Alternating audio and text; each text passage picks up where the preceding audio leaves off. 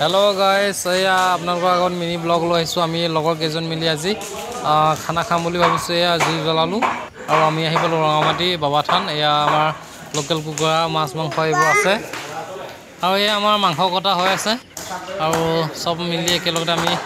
নহৰু পিয়াজ যি মাংসত দিবলৈ লাগে সেইখিনি সব ৰেডি কৰা হৈ আছে